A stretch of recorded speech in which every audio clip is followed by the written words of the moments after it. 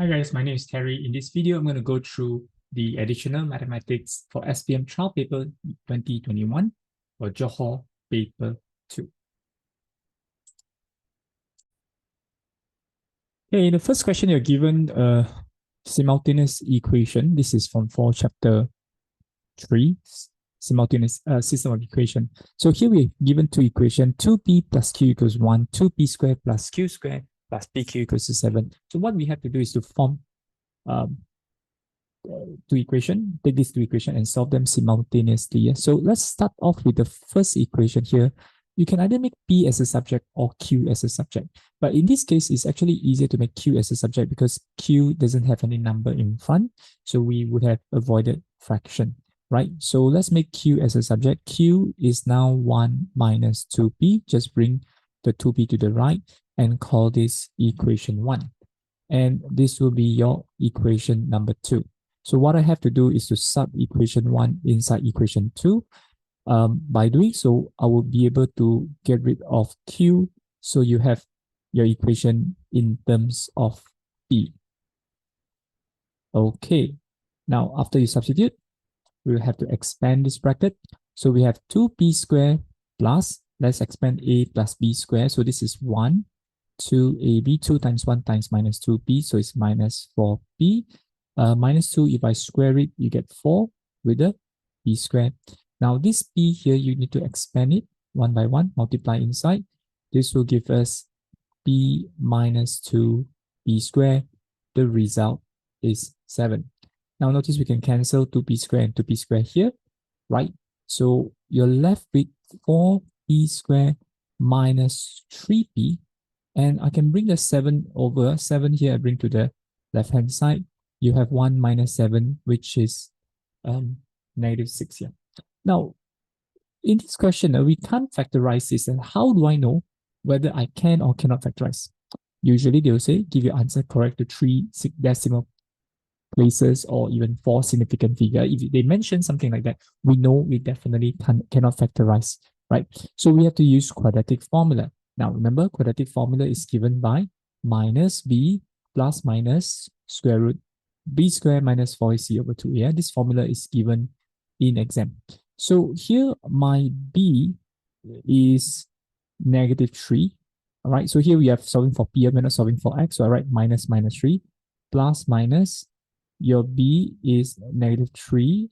I square it. My a is 4. My c is negative 6. Divide by 2a. My a is 4 again. Now this will give us 3 plus minus. Okay, let's take 3 squared, which is 9, minus 4 times 4 times negative 6. I got 105. Yeah, 105 divide by 8. Okay, use a calculator. Right, 3 minus square root 105 divided by 8. My answer is negative 0.906. Yeah, negative 0.906, 3 decimal places. And for the second one, just change this to plus. Yeah, I'll change this to plus. This will give us 1.656. 1.656. So you have two answers for P. We will have two answers for Q. We just have to sub inside equation number 1. Your Q is now 1 minus 2 times P. P is negative 0.906. That's your first answer. Okay. And second answer, Q equals to 1 minus 2 times 1.656. Okay, let's just use our calculator and count. First one is 1 minus 2 times 0.906. Now, notice that the minus is going to give us a plus, okay, double negative. So this answer is 2.812, 2.812. The second one, let's just change this to 1.656. This will give us negative 2.312. Negative 2.312. There you go. Two answers for P and two answers for Q. let's move on to question number 2. This is from 5, chapter 1, circular measure.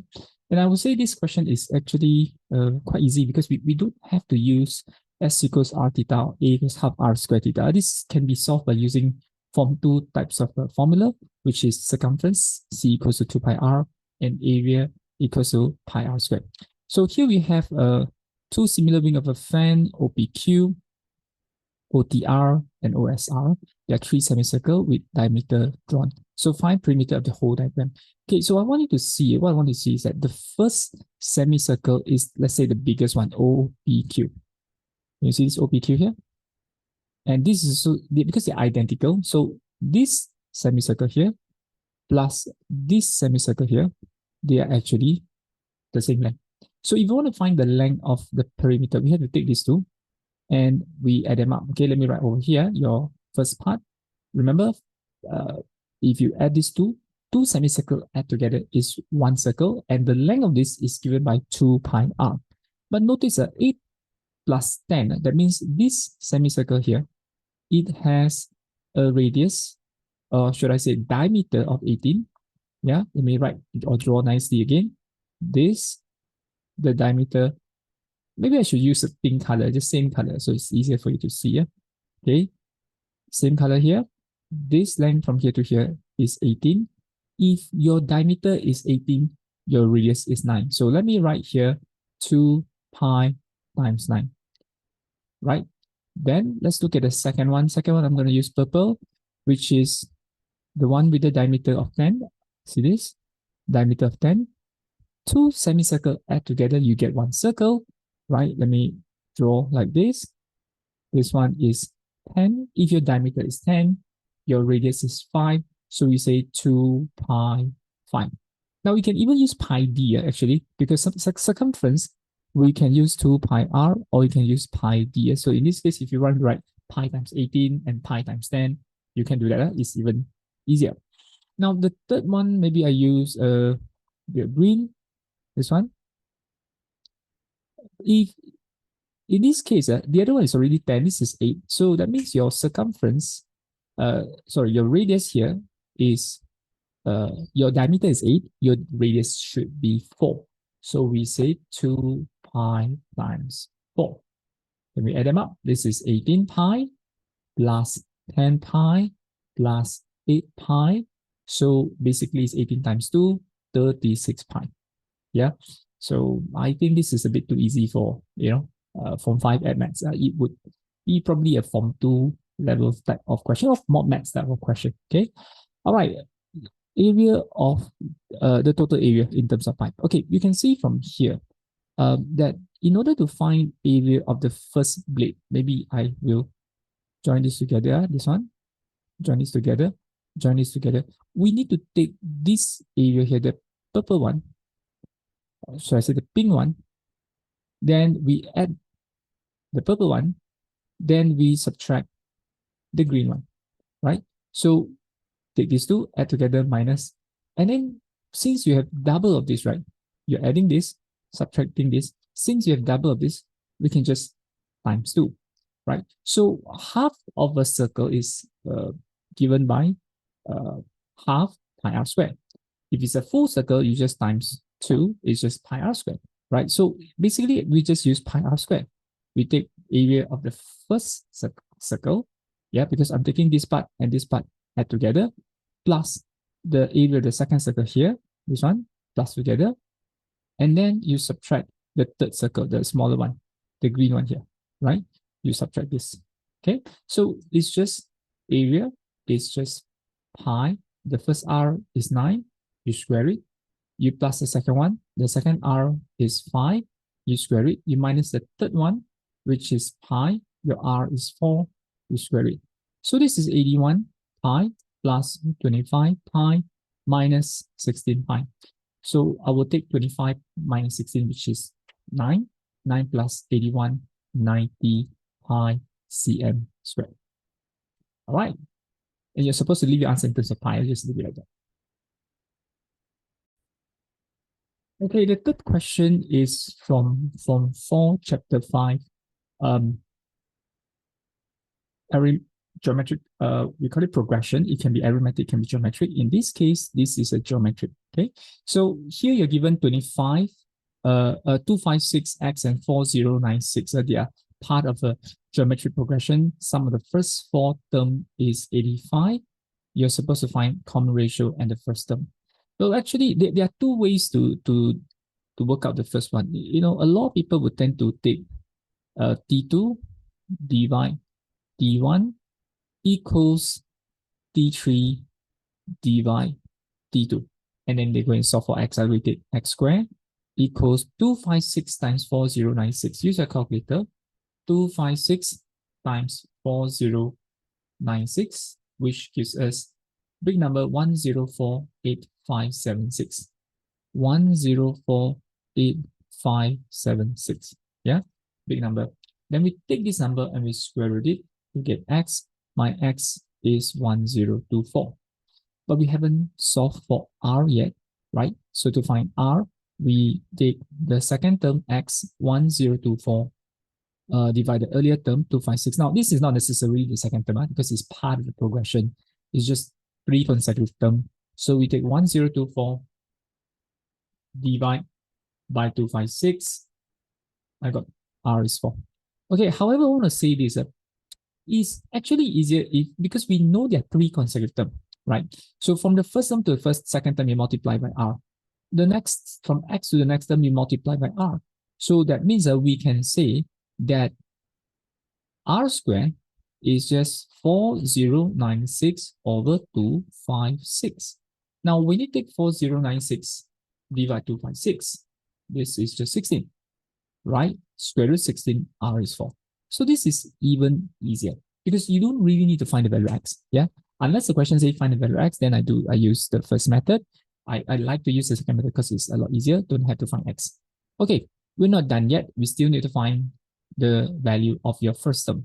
Now they say that the sum of the first 4 term is 85. Okay, we know our common ratio. Sum of the first 4 term is 85. Now remember, formula for Sn is for geometric progression is a Rn minus 1 r minus 1. You can even use 1 minus Rn divide 1 minus r. So normally we use this for r more than 1. Okay, now your a is an unknown, your r is 4 power 4 minus 1.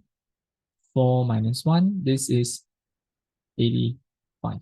Okay, now let's calculate the one on the left first. Just ignore the a, take 4 power 4, you minus 1, then you divide by 4 minus 1. Okay, right? You get exactly 85. So 85 divide 85, a is 1. Actually, you don't have to write this step. Yeah, you can straight away write a equals 1.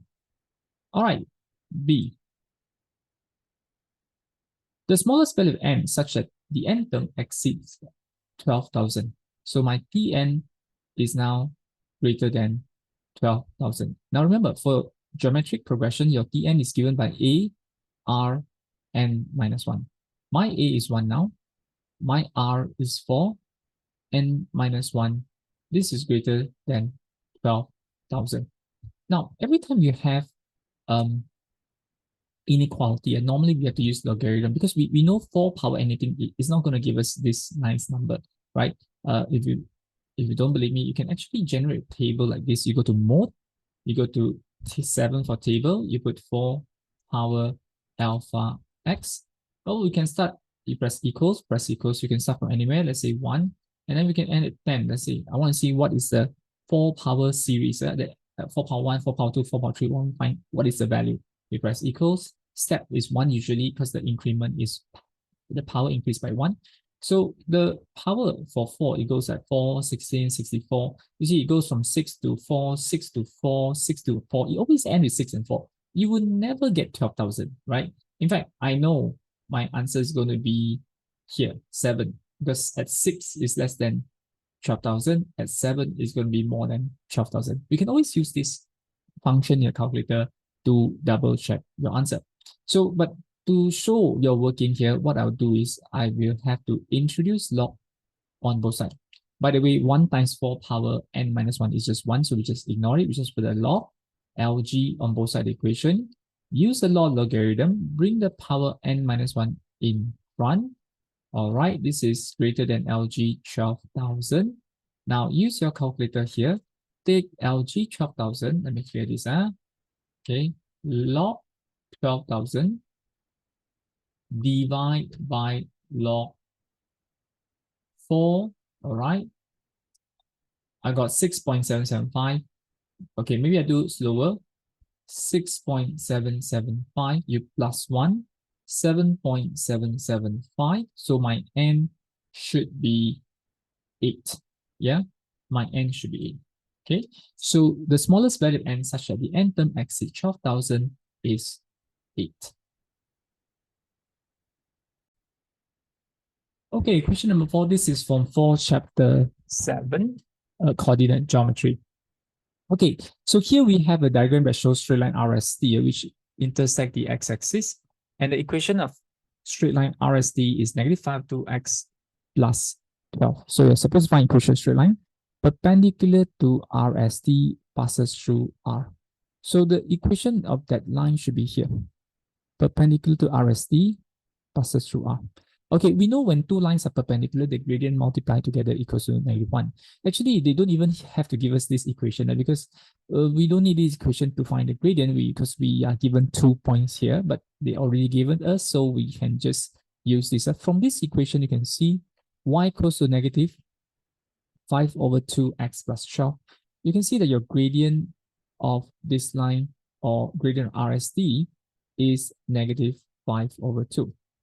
So we know the second line that is perpendicular to the first line. Yeah, if you take the gradient, you multiply RST, you will get -1. Whenever two lines are perpendicular, the gradient m1 times m2 must be -1. So my m2 is now positive 2/5. Okay, so to form equation straight line, normally what we use is we use y minus y1 m bracket x minus x1. You can even use y equals to mx plus c. Okay, my y1 in this case is 7. My gradient is 2/5. My x1 is now 2. Now let's multiply over 5y minus 35 equals 2x minus 4. Yeah, just expand the bracket here, whereas I multiply this over 1 by 1. So from here, 5y is now 2x plus 31. There you go. You get your equation of straight line. Yeah. 5y in this form. Now, if you want, you can divide by 5. Yeah, it's not necessary for you to do so, right? 5, we can say that y equals to 2/5x plus 31/5. Okay, you can use this or this. All right, next, given that S divide the line segment RT such that the ratio RSST is 1:3, find the coordinate point S. Okay, so this is where we're going to use the ratio formula. The formula for ratio xy equals what? N x1 plus m x2 m plus n, and then ny1 plus my2 m plus n. Now, the main thing when you use this is that the ratio and the coordinate must be opposite. For example, if I take 3 as my n, let's say this is my m, this is my n, I must take 3 times coordinate point r.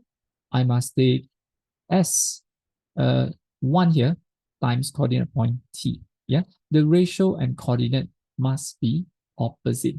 So let's say we start with 3. We multiply with the x coordinate point r, which is 2.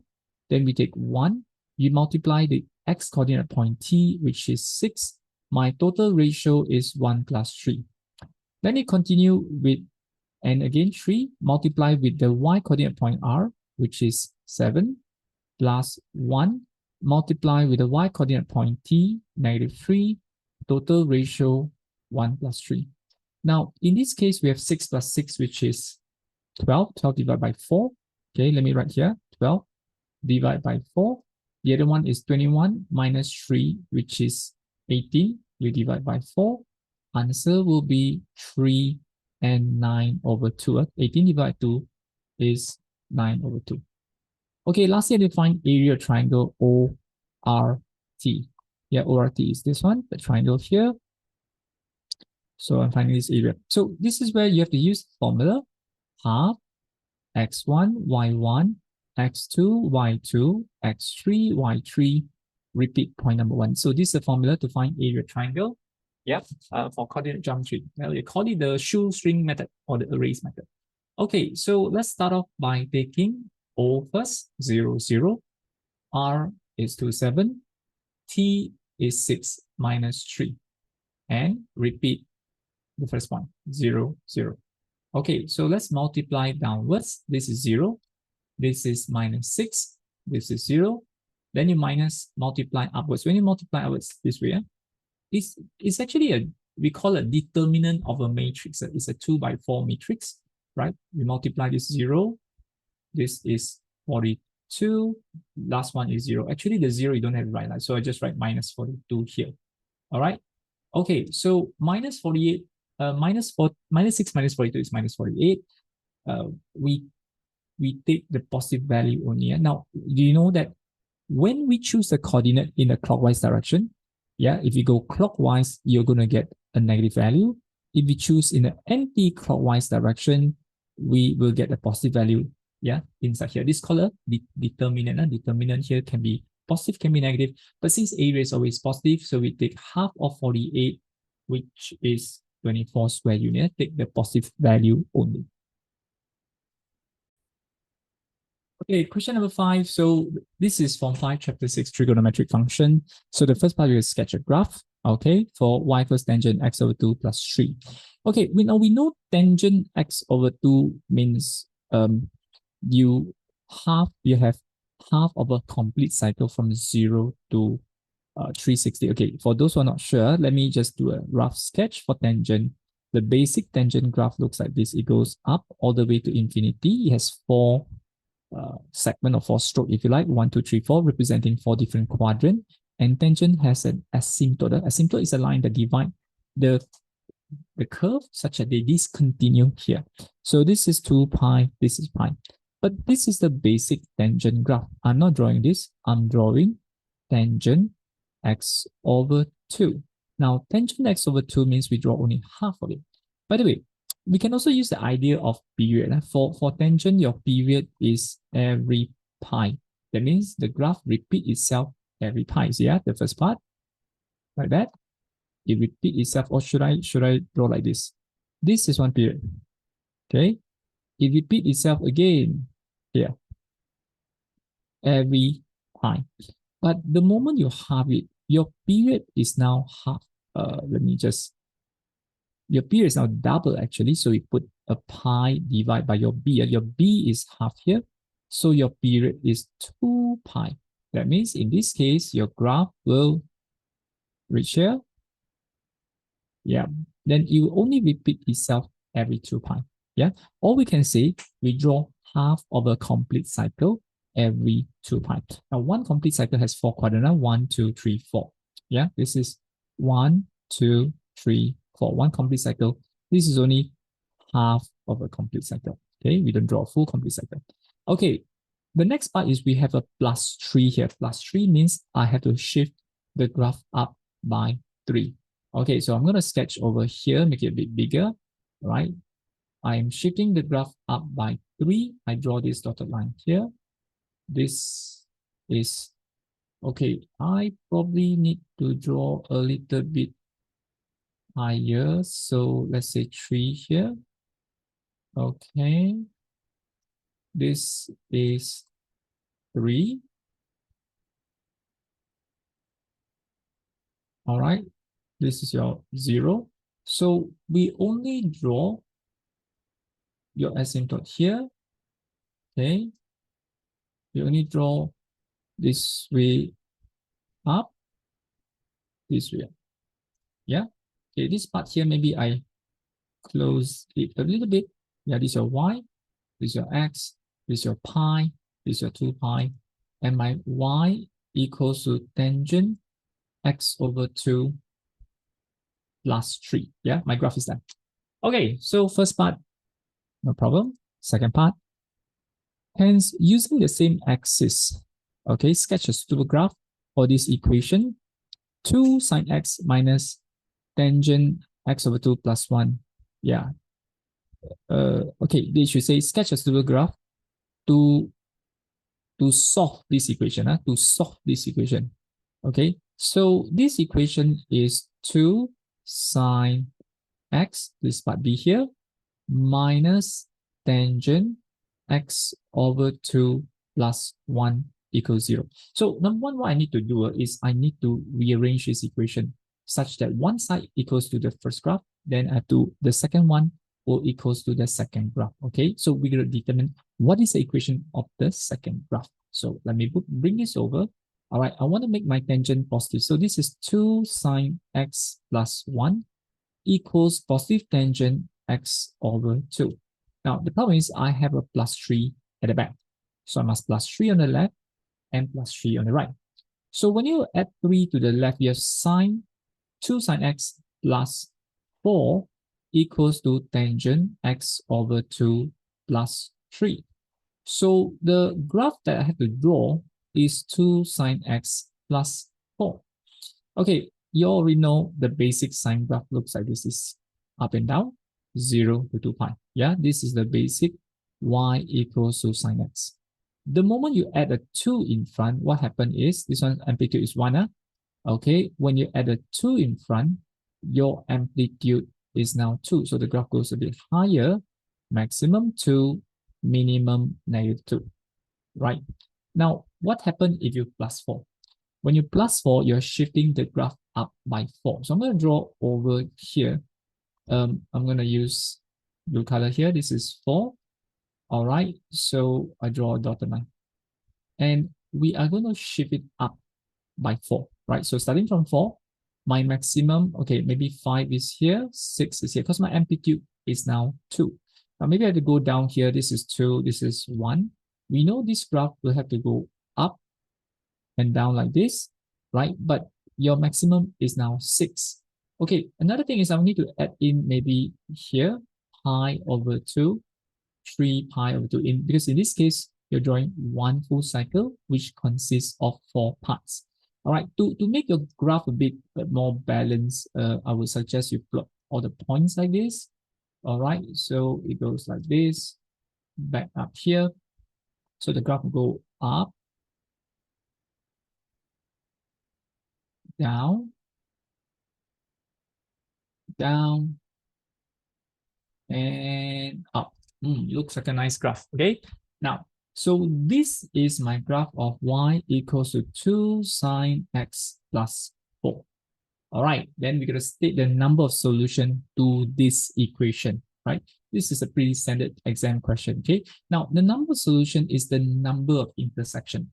When this equation here, as you can see, is equal to this equation, that means they must share the same y value. In fact, when they share the same y value here, and here, and here, there are 3 points, they will share the same x value, right? Okay, they have the same y value, same x value. That means you will have the same point of x. This is your solution. This would be your solution, but you don't need to find the exact solution from the graph. Normally, we just want to find the number of solutions. Sketching, we cannot find exact solution accurately because this is just a sketch. It's not accurate unless you draw on the graph paper. So from the graph, your number of solution is your number of intersection. In this case, they are 3 intersection. Okay, so this is only the first part, part A and part B. We have part C, the proving question. Let me show you the proving question. Okay, so the next part is proving sine 2 theta over 1 plus cos 2 theta equals to tangent theta. Okay, so let's start. I start from the left-hand side. I like the left-hand side because we can just use the sine 2a formula, cos 2a formula straight away. Now, I hope you remember sine 2a or sine 2 theta. The formula is 2 sine theta cos theta. In fact, this formula is given in exam. This is the double angle formula for sine. Now, cos a bit more difficult because we have 3 formula. Now, cos, let me write down for you. Let me write over here. Cos 2a or cos 2 theta has 3 formula. The first one is cos squared minus sine squared. The second one is 2 cos square theta minus 1. And the third one is 1 minus 2 sine square theta. Now, here's the thing. All the three formula, which one do I choose? If you're not sure, we can have a sneak peek on the right-hand side. Your tangent, everyone, is sine over cos. Now, I know my denominator must have cos. So that means we have to look at the second formula. We have to use the second formula, okay? The second formula is 2 cos square theta minus 1. And you can actually cancel this too. Yeah, negative 1 and 1. Okay, let me just change the color a bit ugly. Yeah, cancel this and this. All right, and now you're left with 2 sine theta cos theta, and you divide by 2 cos square theta. Can you cancel them? Yep, I can cancel 2 and 2. I can cancel cos square and cos.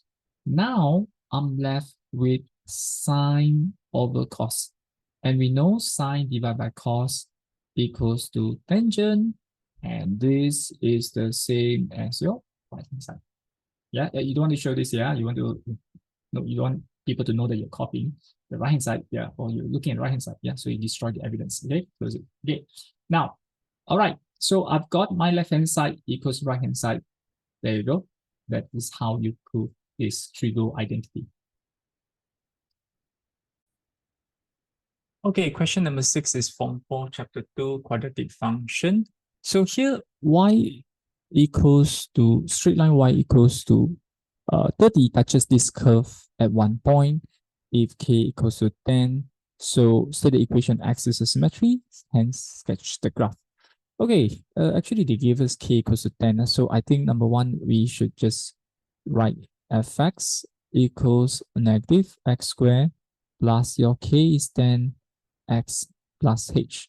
So let's factorize the negative here. Yeah, remember to complete the square, you must make sure that coefficient x squared is 1. If it's not 1, we factorize it, make it 1. So 10, you take out negative, you're left with minus 10x, and then you plus h. Now, when you complete the square, let's take half of negative 10. Half of negative 10 is negative 5. You square it. Yeah, 5 squared is 25, close bracket, plus h. Yeah, I hope you know in paper 1 also we have a question similar to this. And I've explained to you guys that to complete the square, we always take half of this number, which is p over 2. You square it, then you minus the same thing over, because when you expand, you would be able to cancel the additional term. Now, what I meant by that is that when you expand this, there is an extra 25 here, right? When you expand this, that's why we need to minus 25 to get rid of this, so that it is the same as the expression above. Okay, so the next thing is this negative I need to multiply inside.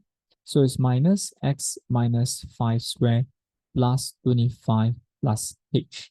So your y or your fx here has a maximum, right? I know it's a maximum because your a coefficient x squared is less than 0. So your fx has a maximum value, and my maximum value is the one outside the bracket here, this one, 25 plus h. And this 25 plus h is now equal to 30. Now, how do I know? Because they say it touches. A quadratic function is like this. If a line touches the curve at one point, that line y equals 30 should be your vertex. Vertex is your maximum or your minimum. So we say 30 equals 25 plus h. My h is 30 minus 25. H is just 5. Okay, next, I want to sketch the graph. Okay, before you sketch a graph, we need to first identify the maximum point. We already know that your axis of symmetry is your x value here. Now remember, your maximum can only be 25 plus h if the one inside the bracket is 0. Your fx can only be this if this is 0. Okay, so this x minus 5, I let it be 0. X minus 5, I let it be 0. I know x is 5. This is called the axis of symmetry. Okay, I know my axis of symmetry. In fact, I know my maximum point 30. So I know this is x equals to 5. So we can say maximum point is 5, 30. Yeah, we know here. Let's draw or a better sketch, a bigger sketch if you like. So let's draw like this. Okay. Now we know, oh, my line is a bit not very straight. Draw like this, horizontal. Now we know that this is now 30. Okay. Maybe I draw my graph a bit sharper. It's not sharp enough. It's nice looking, but it's not sharp enough. So let's make it a little bit sharper. Or maybe I use a darker pen, because darker pen is actually better. You will be able to hide your ugliness, so your graph is not so obvious that if you made any mistake. Yeah. Let me just extend the line like this. Okay. This goes down like this.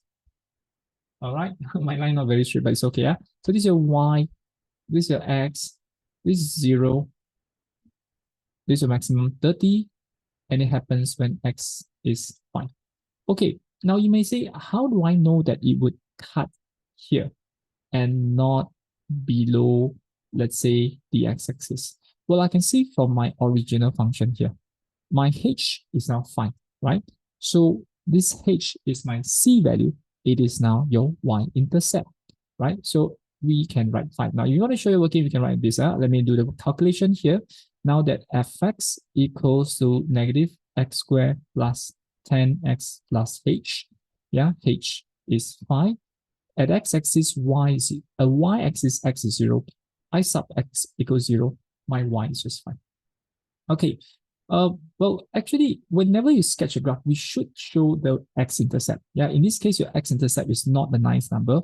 At x-axis, we let y be 0. Now, rather than substituting inside here, I like to use the vertex form that I have here, this one.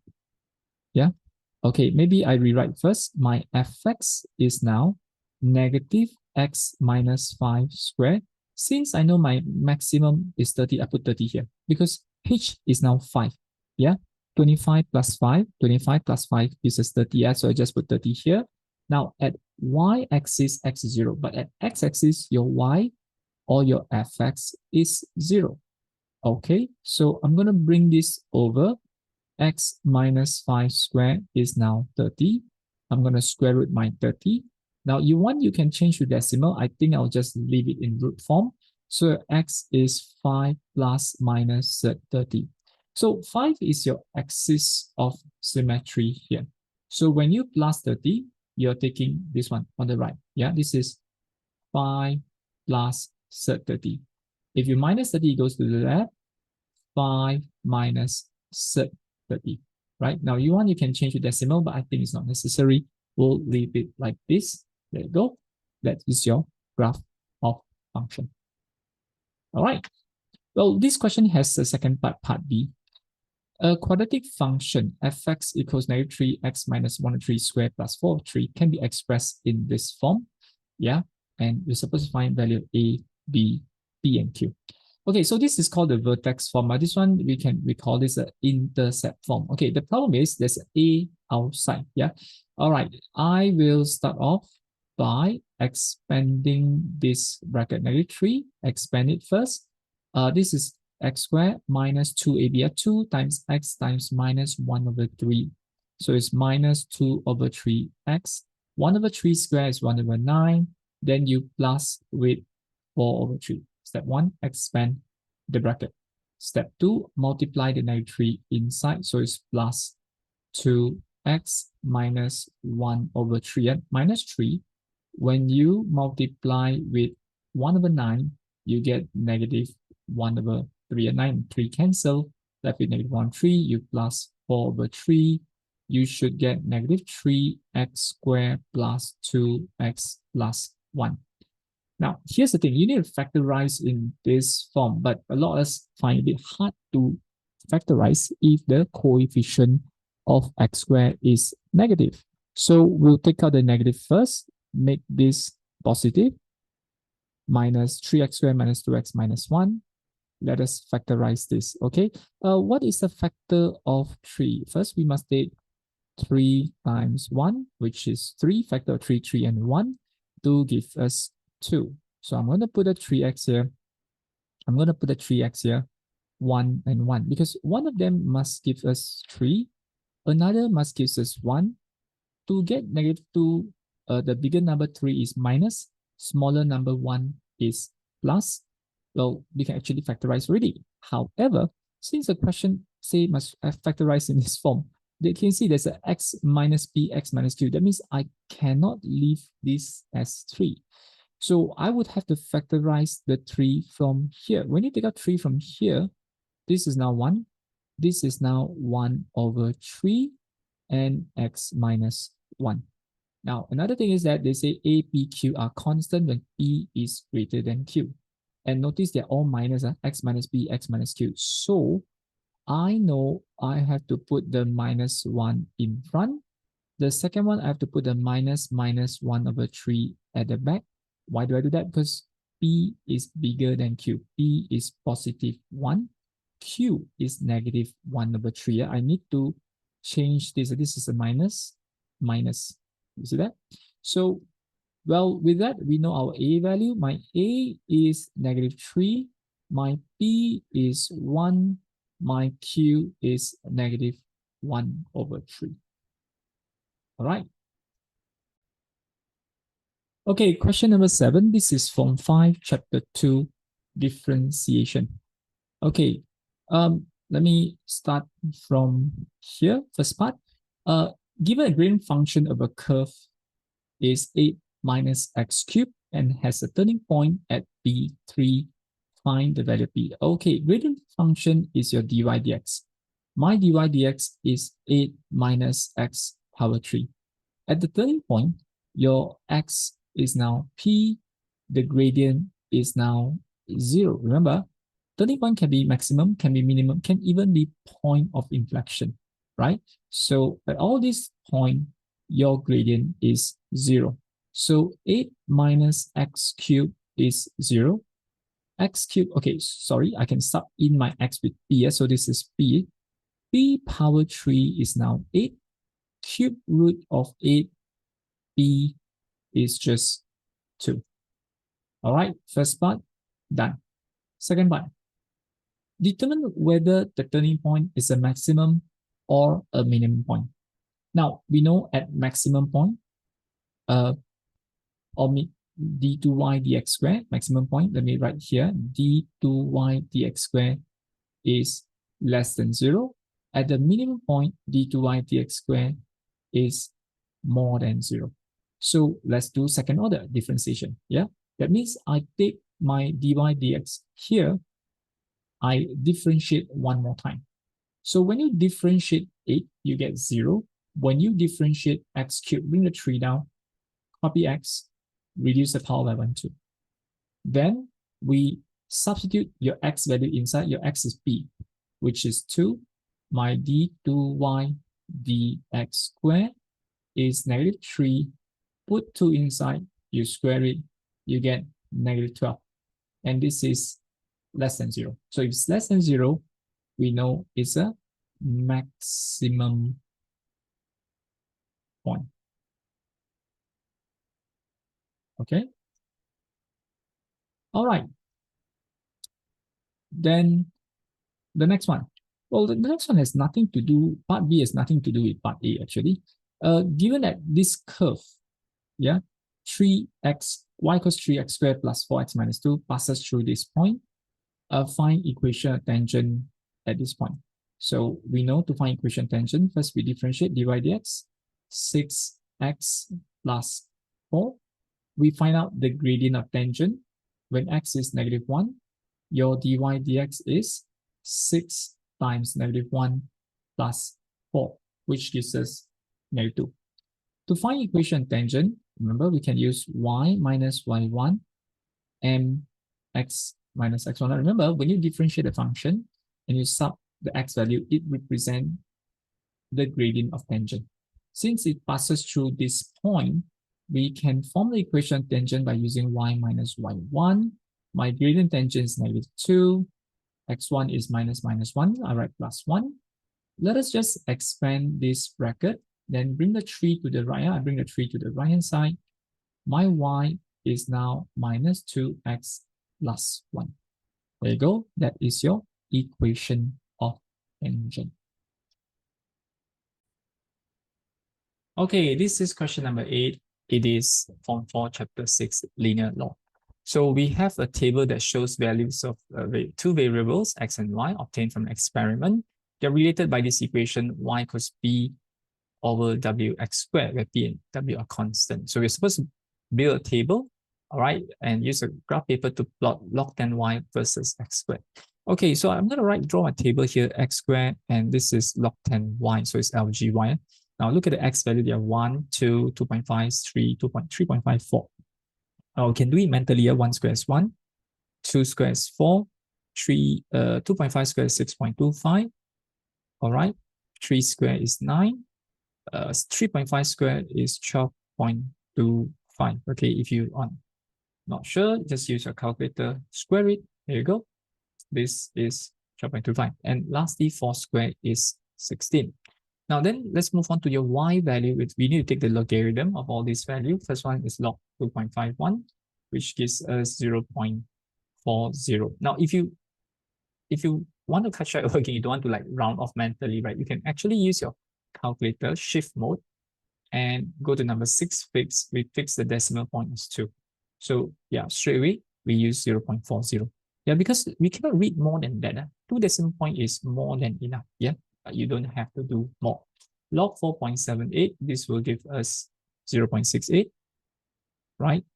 Then we take log of 8.2, right? This will give us 0.91. Okay. Next, log 14.21. This will give us 1.15. All right. Then we take logarithm of 27.254. This gives us 1.44. Lastly, log 63.1. This will give us 1.8. All right. So I've got all the values here. Now, next we have to plot. Okay. They say using 2 cm to 2 unit on x squared and 2 cm to 0.2 on log 10y. So this is 0, 2, 4, 6, 8, 10, 12, 14. The largest is 69. So this is my x squared. This is 0.2, 0.4, 0.6, 0.8, 1.0, 1.2, 1.4, 1.6, 1.8. I think we don't need more than that. The largest is 1.8, so we can just stop here. This is your LG1. Okay, let me just add in the axis here. So this is your horizontal axis. Okay, let's do vertical axis. This is my vertical axis. I need to adjust it. This is a bit off. Okay, right. So I got, oops, this side has to adjust again. Yeah. Okay, I think it's fine. All right. So I've got my x and y axis done. Next, we plot the point 1 and 0.4. So it's around here. Okay. 1 and 0.4. Next one, 4 and 0.68. Now, 0.68 is slightly below 0.7. We use 4 small boxes. A bit hard for me to see. 4 small boxes starting from here. 1, 2, 3, 4 should be this point here.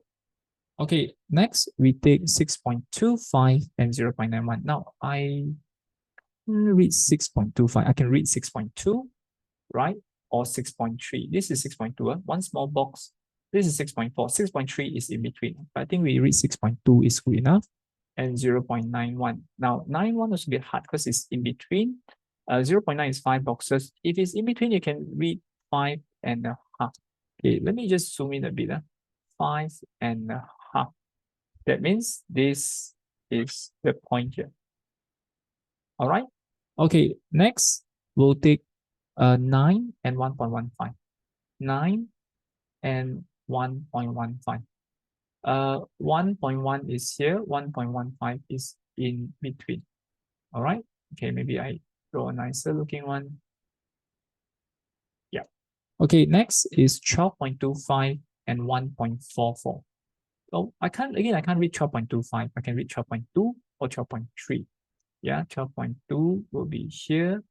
1.44 will be 4 boxes, 2 boxes above. So it's this point here, put a cross. All right, next one, 16 and 1.8. Yeah, 16 and 1.8 is the last point over here, put a cross. There you go. All right. Now let's draw our line of best fit. Yeah, the line of best fit must pass through as many points as possible. And, you know, if you can, it's balanced, right? Okay, so let's see whether I can adjust this, make it pass through as many points as we can. All right, look at it as, right, 1 point is a bit higher. Yeah, the third point is a bit higher. Second point a bit higher as well. Yeah, can probably do this. The second last point and the last point a bit lower, right? Okay, maybe I can adjust this down a little bit. Okay. And adjust this one a bit higher. Okay, let's see. I need to find my y-intercept as well. My y-intercept, it looks like 0.31 or 32. This is 0.32. This is 0.31. Okay, let's see whether any improvement. Okay, I think it's quite okay. Yeah, it's quite okay. Right, it passed through almost every point. And this is 1.2. I would take a point here to find my gradient. It looks like 1.24. This is 1.24, right? Then 1.24. This point is between this 0.3. Yeah, this is 0.32. So it looks like 0.31. Yeah, that is quite accurate. But you don't even have to write 0.31. If you write 3230, I think it's fine. Yeah, it's quite good already. All right. Okay, so let's zoom out a bit. I need to calculate my gradient and my y-intercept. Okay, so from the graph, we need to find the value of P and Q. The value of P and Q, we have to find by converting this equation to linear form and then compare the gradient and y-intercept. Okay, let me write down my gradient here. My gradient is 12.4 minus 0.31 divide 10 minus 0. Okay, let me show you on the calculator. Okay, I have, let's get rid of this decimal point here. We have to press shift clear 9, press 3 for all equals, just to clear the previous setting. Previously I set the values correct to 2 decimal places. So I got 12.4 minus 0.31 divide 10. Here I got 12.4. Let me see again. Not 12.4, 1.4, sorry, 1.24. Yeah, this is not 12, sorry, 1.24. Okay, I've got 0.093. Yeah, 0.093. Okay, let me write here 1.24. So you can use 0.32 actually, yeah, because it looks like 3132. If you use 32, you will get 0.092. Yeah, 0.093, 0.092. I think, yeah, small difference. Okay. All right. So I'm just going to use a 0.31 here, which is 0.093. Okay. I've got my gradient. I've got my y-intercept. So we need to take this function and convert to linear form. Okay. Maybe I write over, I have space to write here. Okay. I'll write here. So now from the graph, from here, we introduce log on both sides. This equation, this is now LG B. On the second thought, maybe I show you to the right here. so that I have more space to show you the working. Yeah. So yeah, over here is better. Introduce log on both sides. This is LGY equals to LGB over W power x squared. So you break it up to LGY, don't bother. I'll just expand this. LGB minus LGW power x squared. Yeah, in logarithm, divide, you break it up, becomes a minus. Bring the power down. This is negative x squared LGW. Now, for me, I like to rearrange it. I put the LGW first with the negative, put a bracket, put the x squared at the back, then you plus with LGB. This will be your big Y, this will be your gradient, this will be your X, and this is your C. Yeah, when you plot LGY versus XY, you get a straight line, and the gradient is negative LGW. So what I need to do is compare my gradient, negative LGW, with the gradient here that I've got from the graph 0.093. Now let's bring the negative over. All right. Now use your calculator. This is W equals, we use what we call an anti-log. Yeah, shift log. Yeah, let me show you here. You press shift log negative 0.093, and I got 0.8072. Yeah, 0.8072. Now, as for your y-intercept, from the equation here is LGB. From my graph is 0.31. So again, we anti-log, as in we press shift log 0.31. I got 2.042. 2.042. Okay, I've got my W and I got my P value. Okay, next one more thing I need from the graph is I need to find the value of Y when X is 3.16. Yeah, the value of Y when X is 3.16. Okay, so when my X is, this is Roman 3. When X is 3.16, I need to square it because this is X squared. Take 3.16, square it.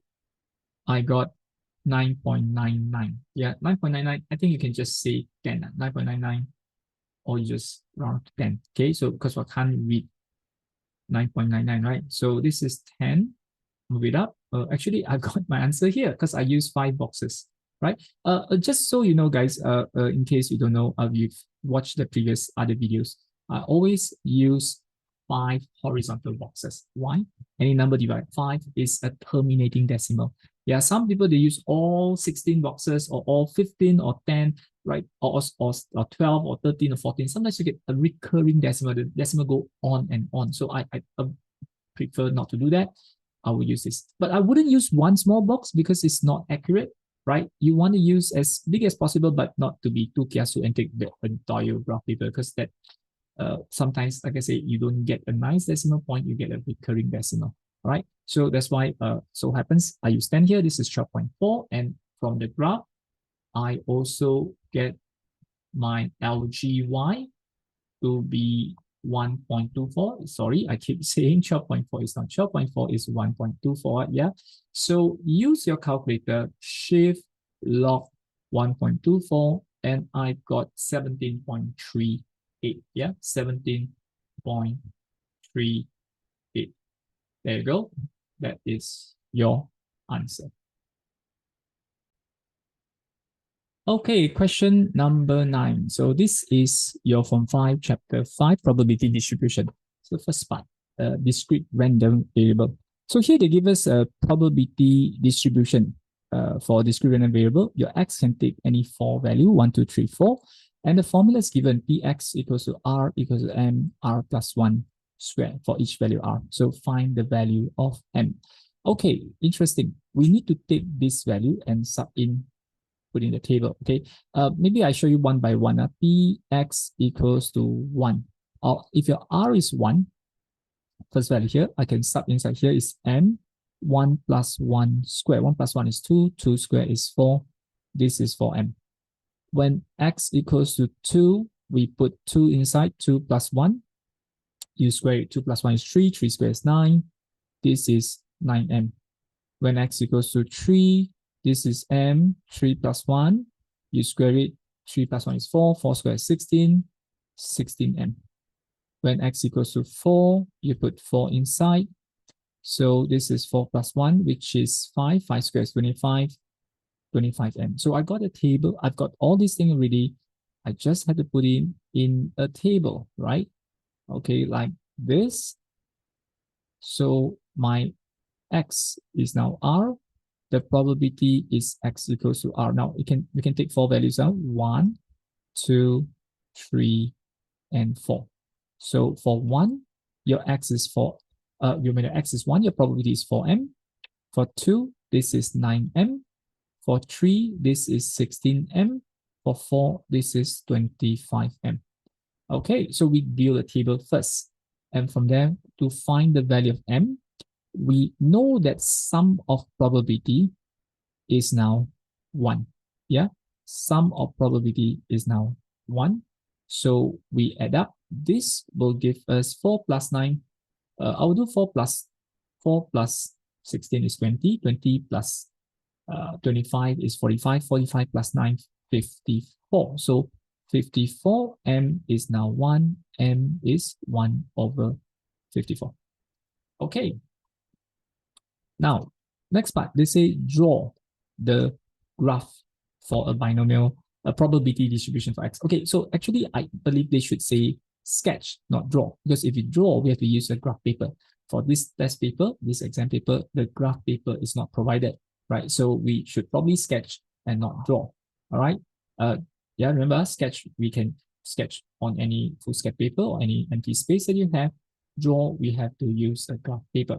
Okay, so I'm going to put my x and y axis like this. This is px equals to r. This is 0. This is r. Okay, we only have 4 r value. So 1 is here. 2 is here. Okay, maybe I space out a little bit. Space out since I got more space. This is 4, 2, 1, 3. Around here, 1, 2, 3, 4.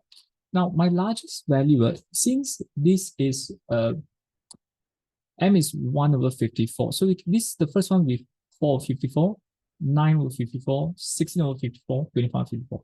And the question never specified that you have to use decimal, right? So we can actually use fraction, all right? And since all these are divided by 54, we can just leave it in terms of 54, 25 or 54, all right? If 25 is here, 12 will be right in the middle. So 16 is probably higher, 16 over 54. All right, 9 should be a bit lower, right? Maybe I put 9, 7, maybe I put my 16 a bit higher. Yeah, slightly higher. 16 over 54.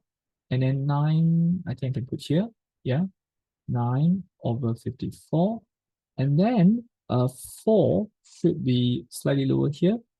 4 over 54. So I have 4 points.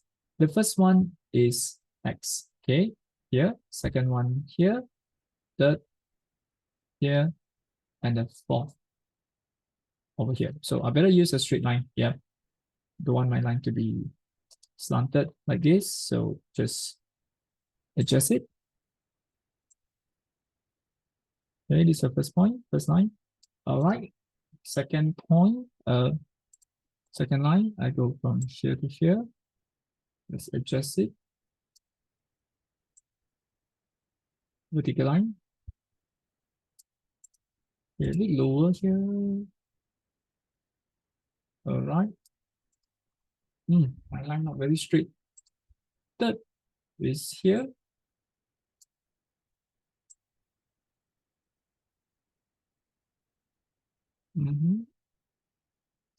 Right, maybe I have to adjust the cross. My cross is not very accurate. All right, next one is over here for, yeah.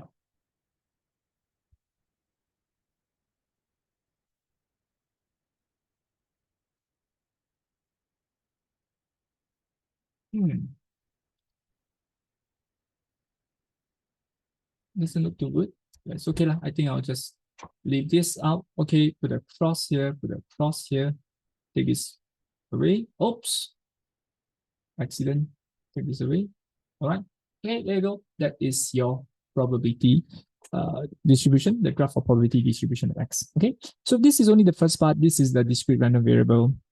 Okay, let's move on to the second part. The second part involving normal distribution. So here, table shows the average marks obtained by student for additional mathematics tests. The marks are graded A, B, C. So average marks has a normal distribution with mean of 59.7, standard deviation 11.2. It's found that 10% of the student obtain grade A, 15% of the student obtain grade C. Okay, so let's start off with grade A. If you get X more than equals to M, you get grade A. How many percent? 10%. So remember, in normal distribution, we need to standardize it by using M minus mu. Mu is your mean, 59.7, divide by standard deviation 11.2.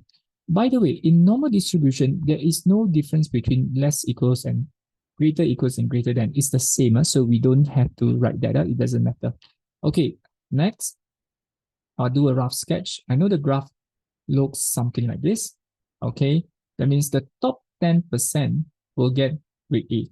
So this is your M minus 59.7 over 11.2. So what we want to do is we want to use your mathematical table or your calculator to find the Z value given the probability. Okay, so let's say I use my mathematical table, 0.1. We have to slowly find 0.1. Okay, where's 0.1? Okay, let me show you 0.1. The closest I've got is 0.1003. This is 1.2. This is 8.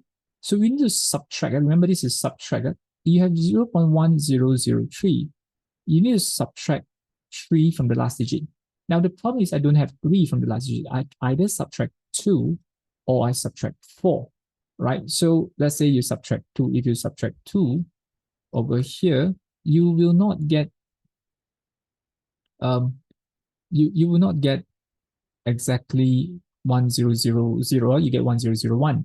But if you subtract 4, then you will get 0.0999, which is not exactly 0.1, 0.10. So in this case, you can take either one, that is 1.281 or 1.282. Okay, so let me write here. You can use your, from here, your M minus 59.7 over 11.2. This can be 1.281 or 1.282. But if you want to have a more accurate answer, you can actually use this calculator. The class-based calculator eliminate the need to use a mathematical table at all. Yeah, so we can use mode, press 7 for distribution, press 3 for inverse normal. Your area is 0.1. Your standard deviation is 1. Your mu is 0. Just press equals. Can you see it's 1.282? If you round off, it's 1.282. Yeah, we can only be up to 3 decimal points from the mathematical table. Anything more than that, we can't. So actually, the most accurate answer is 1.282. But if you use 1.281, it's still okay, yeah, because you're actually getting it from the mathematical table. All right, by the way, you notice that they give us a negative value here because this calculator, they actually read based on the lower tail. So they actually read this as 0.1 and this is 1.282. But it's okay, right? You just flip it over, make it positive. We know they are symmetrical. So I would take 1.282. I don't do both, right? Let's do M here. 1.282. Let me use a calculator. 1.282 times 11.2 plus 59.7. There you go. My answer is 74.06. Yeah, 74.06. Okay, I think if you use 1.281, you get 74.05. Let me write here 1.281 or 74.05. Yeah, which is fine. That's a small difference. Okay, next, I still need to find the value of n. Okay, so those who get grade C, we have found that 15 of them, 15% get obtain grade C. So that is n between x between n and 60 years. Let me write here 60.0. This is grade C, 15% of them. Okay, this one we have to again do a sketch. Okay, before I sketch, let's just standardize this. N minus 59.7 divide 11.2. Drop the equal sign. It doesn't matter. It doesn't matter whether you put an equal sign or not for a normal distribution. Okay, so this is 11.2. This is 0.15. Okay, let's standardize this. This part here, I don't need to do anything more. I leave it. But the second one, 60, we take 60 minus 59.7. You divide by 11.2. You should get 0.0268. But again, we can't read such an accurate answer. So we'll take 0.027. 0.027. And this is 0.15. Okay, I'm going to do a sketch, right? 0.027 should be very close to 0. And this end, I look at it, it should be on the left-hand side. Yeah, but we can validate or verify. Now, we need to find out what is the area on the right. We know this area on the left, in between, this area here, is going to be 0.15. Now, I need to find out the area on the right, green one, so I can find the yellow one. All right. Okay, let's start. Let's find Z greater than 0.027. Okay. You can do one shot, can do one by one. We know this is 0.15. We find out this one to validate. Okay, either use a table or your calculator. 0.027, 0.0, very small value here.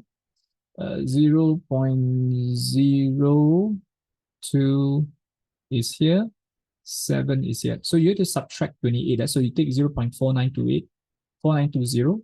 All right, you minus 28. So this will be 0.4892. 4892. All right, 4892. Okay, so let's just go back to this. 0.4892. Okay, but actually you can, this calculator or even the 570 MS can actually do it. We don't need to use a mathematical table. If you don't have the class width calculator, class width calculator can do everything, including the inverse of your normal distribution. That means finding Z from area. The silver one cannot. The 570 MS also cannot, but 570 MS to get a silver one, we can actually calculate this. Right now, how I show you how to do it. You press mode, you go to 3 for stats, you go to AC, just clear AC will do. Press shift, press 1 for stats, press 5 for distribution, press 3. Yeah, here we use upper tier. Upper tier is R, one thing you need to know. 3 for R, you press 0.027. All right, I got 0.4892. Yeah, same answer. All right. Okay, even this one, you can do the same, but this calculator, a lot of different function, but I think I'll just press mode 7. I go to the normal CD2. Okay, so here we are finding the area from 0.027 onwards. So your lower is 0.027. Your upper is just infinity. It goes all the way to infinity, 999. Yeah, standard normal distribution has standard deviation 1. Your mu will be 0. And can you see? Same answer, 4892. Okay, so we know this is 4892. So you can do like this. So we can say, I want to find the lower tail, n minus 59.7 over 11.2. This lower tail is 1 minus the in-between value, 0.15 and 0.4892. Okay, so let's use your calculator.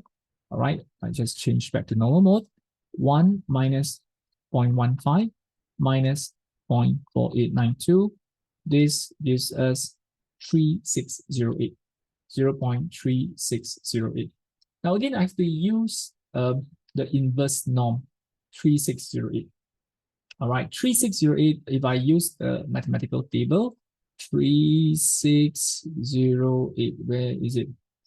0.36 here.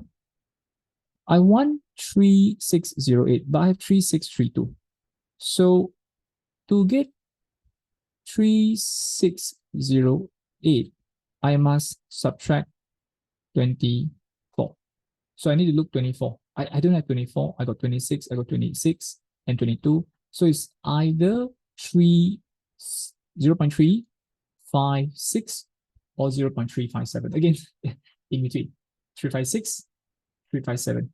All right, 0.356 or 0.357. Okay, let me just clear this. All right, this is 0.356 or 357. So this is my n minus, okay, maybe I write this first for your reference, z greater than 0.356. Okay, let me write 356 first. 0.356 equals 0.3608. Okay, if you're using this calculator, that will be easy. You press mode 7, number 3 for inverse norm, area 0.3608. I got 356. Okay, the correct or the more accurate one is 356, not 357. Okay, although mathematical table will give us both. Okay, now here's the thing. When you use mathematical table, it is based on the upper tail. That is, when you read this, this is 0.356, and this area is 0.3608. So be careful, this n minus 59.7 is on the left. So we have to flip it over. So when you flip it over, it is actually symmetrical here. This is 3608. This is negative 0.356, correct? So we say n minus 59.7 over 11.2. This is negative 0.356. Be careful, but some people didn't put the negative and then affect the whole thing, and your answer is wrong instead. So let's bring this over. Let's take 11.2 times negative 0.356 plus 59.7. Okay, I got 55.71. Yeah, my n is 55.71. Okay, we can double check. Your n value should be less than your mean, because on the left, your mean is 59.7, right? It should be less than your mean. So I think the answer is okay, it's correct. Okay, question number 10. This is Form 4, Chapter 8, Vectors. So here we have building D is situated 600 meters from John's house. Okay.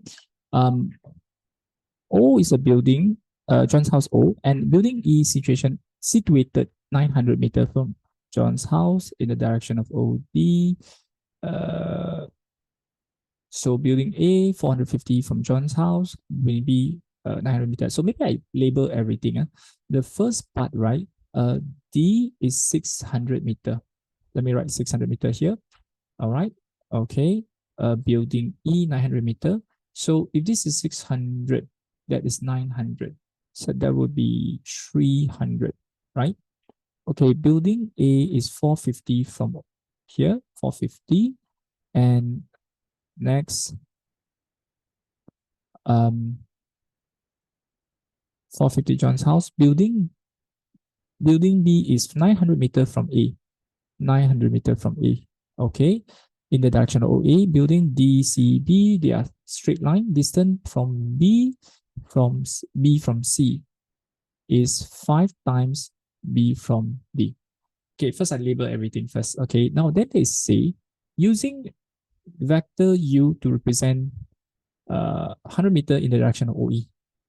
Okay, 100 meters in direction of OE. Yeah? So now U is 100 meters. 600 you divide 100. This would be 6U. So I'm going to write 6U here. 300 divided 100. This would be 3U here.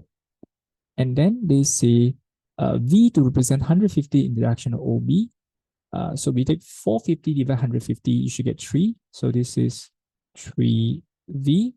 And then 900 divided by 150 should be 6. This should be 6V. Okay, so I've got everything here. Now, then you're supposed to express in terms of U and V vector DB. Okay, a bit hard to see. Let me just write a bit bigger. This is your O, this is your D, this is your E, this is your C, this is your A, this is your B. If you want to go from D to B, that means I need to go this way, right? Okay, just going to write my DB, oops, A Roman 1, my DB will be minus 6U plus 9B. Yeah, we can do directly, yeah, minus 6U plus 9B. Okay, second one, if you want to go from O to C, I can go from O to D plus D to C. OD is 6U, DC is 1/6 of DB. Yeah, 1/6 of DB. So we know DB we got from the earlier part, right? Which is minus 6U plus 9V. Let us multiply inside. 6U minus U plus 3 over 2V. Your answer is 5U plus 3 over 2V. Okay, Roman 3, we're finding vector EC. Well, based on the diagram, I know to go from E to C, I can go from E to D plus D to C. Well, ED is negative 3U because I'm going in the opposite direction. I'm going this way, so it's negative 3U. And DC we already have earlier, right? DC I got here. Sorry. This is your DC. So I'm going to add minus U plus 3 over 2V. This is going to give us minus 4U plus 3 over 2V. So I got my EC, I got my OC, I got my DV. All right. Next. Government plans to build LRT passing through building E to A. So E to A, maybe I draw here. Yeah. Okay, so they say, determine whether this LRT will pass through building C if LRT is a straight line or otherwise. Okay, so this is the case where you have to prove whether it's collinear, right? Collinear means 3 points lie on the same line. Okay, the thing is, I will have EC. I need to find EA. Okay, so to go from E to A, we can go E to O, O to A. E to O is negative 9U, and O to A is 3V. You can see from here, E to O, O to A, negative 9, because it's going opposite direction. Then you plus with OA. Okay, now next I have to find or determine whether EA EC are parallel. So we say EC equals to lambda EA. You can use any other combination, but I don't want to find CA because CA is harder. Yeah, EA is easy to find. EC already have it here. So I already have EA. Now I sub inside. Okay, let me just sub inside. My EC is negative 4U plus 3 over 2V. My EA is negative 9U plus 3V. Now, we don't know whether they are collinear. If they are collinear, your lambda value will be the same. That means we can express E in terms of A. E can be like half A or 3 over 2A and so on. EC can be 3 over 2A, 1 over 2A or and so on. But we need to check whether the lambda values are the same. So let's multiply inside negative 9 lambda U plus 3 lambda V. I'm expanding this lambda inside. Now let's compare one by one. Let's start by comparing vector U. Now the number in front is minus 4. I compare with minus 9 lambda. So we say minus 4 is minus 9 lambda. My lambda is 4 over 9. Then let us compare vector V. Okay, I'm going to use orange color here. And this, right? When you compare, your 3 over 2 is 3 lambda. My lambda will be 3 cancel with 3, left with 1 over 2. Now we can see that you have different values of lambda. Okay, it's not the same. So that means we cannot express EC in terms of EA. So therefore we say E, C, A, they are not collinear. They do not lie on the same line. All right. And therefore, we can conclude that LRT will not pass through building C, or I'll just say C. Okay.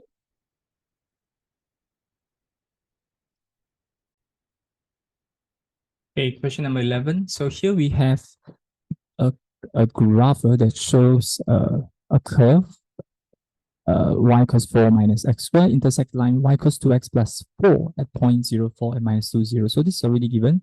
Minus 2, 0. This is 0, 4.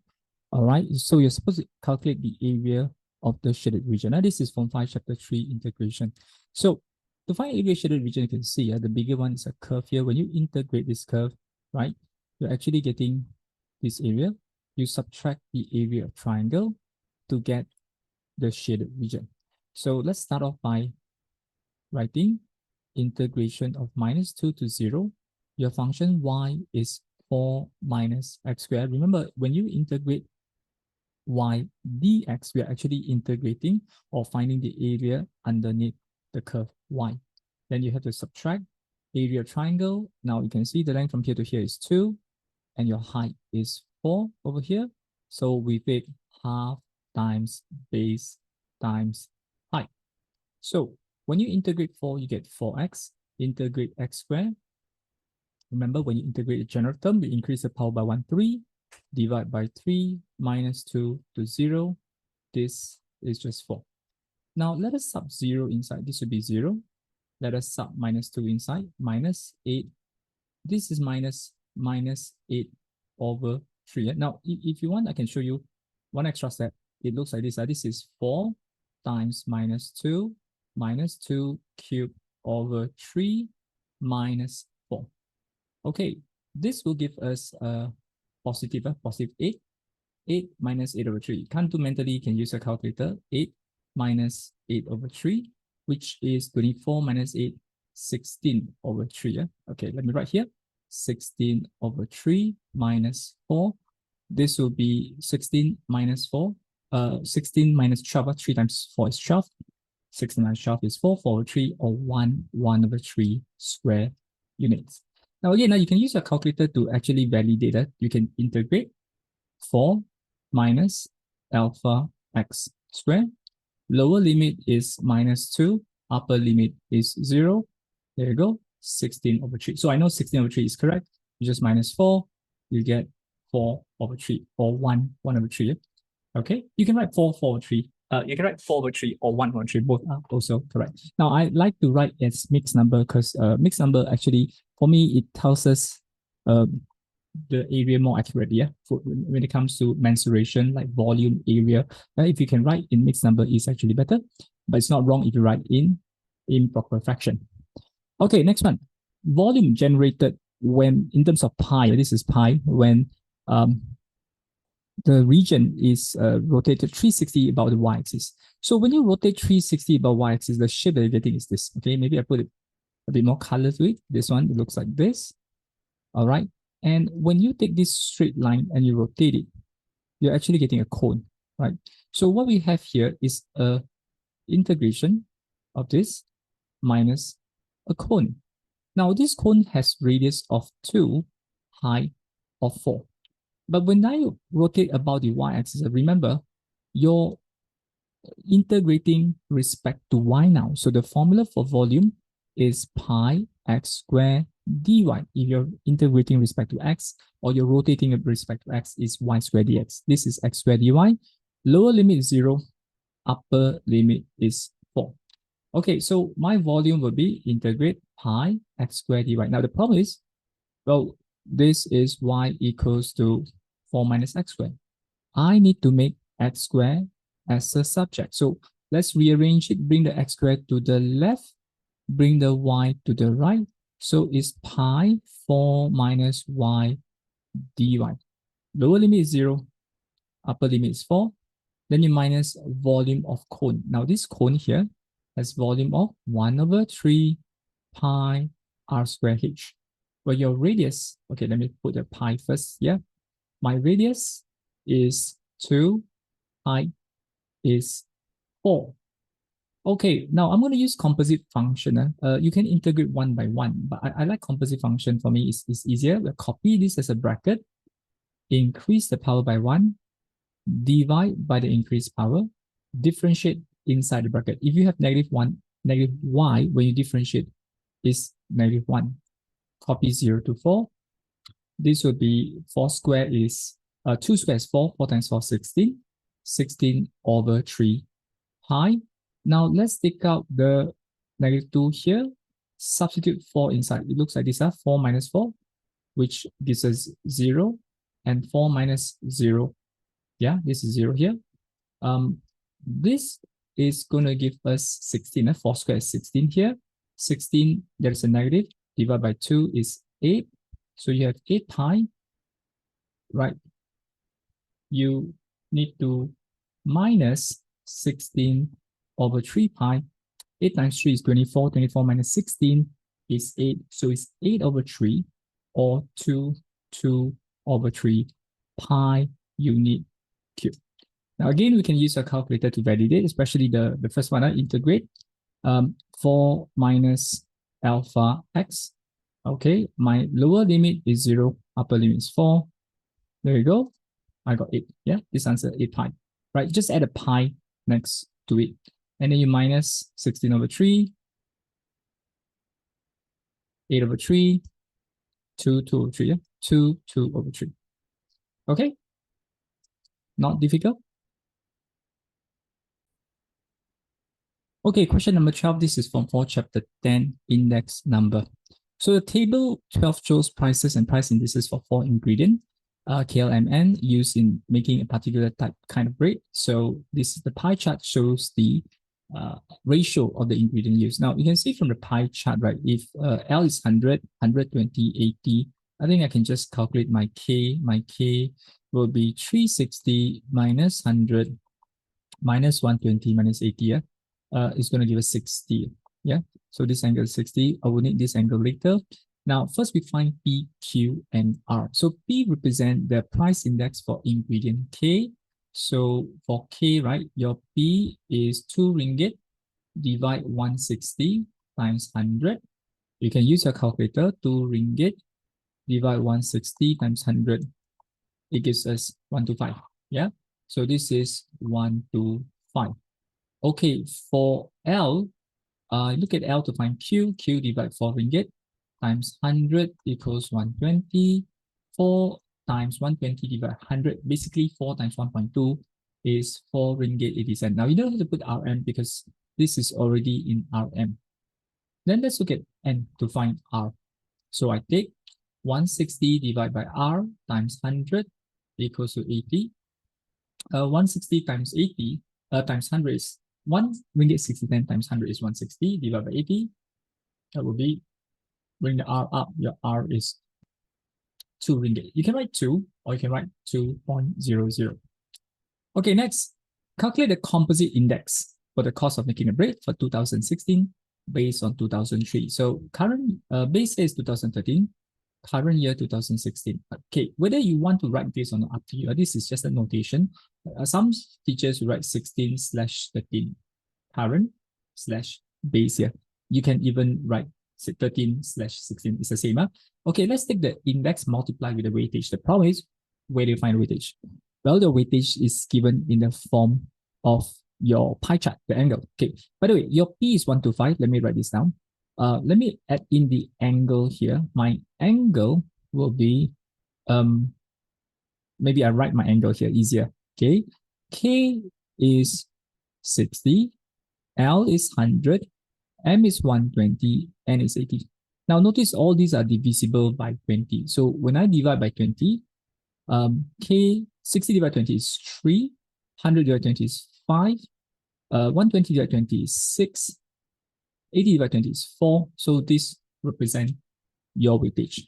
So let's take the individual index, multiply with the weightage, right? Individual index multiply weightage. So this is 125 times 3 plus 120 times 5 150 times 6, 80 times 4, divide by your total weightage. My total weightage is 3 plus 5 plus 6 plus 4. Okay, let's count. 125 times 3 plus 120 times 5 plus 150 times 6. Right? Okay, my 120 here, this is 5. I got wrongly. This one is 5. Okay, 150 times 6, 80 times 4. Whatever I get, 2195. We divide by your total weightage, okay, is 18. 3 plus 5 plus 16. 3 plus 5 is 8. 8 plus 6 plus 4 is 10. So it's 18. So I got this answer 121.94. Yeah, 121.94. Okay, it's okay to write 121.9, but normally I will just use 2 decimal point because sometimes we use this result to calculate the subsequent part. Then it may be affected if you use less decimal. So normally we use, I'll use one more. If you use 121.9, I think it's still fine. Okay, because that is already for SF. Okay, now, hence calculate the cost of making the bread in 2013 if the corresponding cost in 2016 is 40 ringgit. Okay, we know the cost in 2016 is 40, right? Here, these are the ingredients that goes into making the bread. So we know that the cost in 2016, right? Let me put here 16, divide by the cost in 2013 times 100 must equals to my composite index, right? Because the composite index represents the overall increase in your cost. Okay, price in 2016, we don't know. Oh, sorry, we do know is 40 ringgit. Price in 2013 is what we're finding. All right, you multiply by 100, your index is 121.94. So let's take P 2013, bring this up. Yeah, I'll bring the 121.94 down. All right, so use your calculator. 60 ringgit. Sorry, it's not 60. Is 40. I must be blind. 40. So we take 40, we times with 100. All right, you divide by 1 to 1.94. Okay, I got 32 ringgit and 80 cents. 32 ringgit and 80 cents. Okay, lastly, part D. Okay, the cost of making the bread is expected to increase by 40% from 2016 to 2020. Find a composite index, yeah, for 2020 based on 2013. Now, we know when you have 3 consecutive years, 2013, 16, and 20, 3 years given, this index overall increment is 1 to 1.94. We already know. They say from 16 to 2020, is expected to increase by 40%. 40% is 140. We want to find what is the overall increment. So here I like to use what we call the simplified chain rule. Yeah, we take 121.94, we multiply with the next index 140, you divide by 100 to get your overall increment, right? So let's do this. 121.94 multiply 140 divide by 100. There you go, 170.72. Yeah, 170.72. Okay, fairly simple.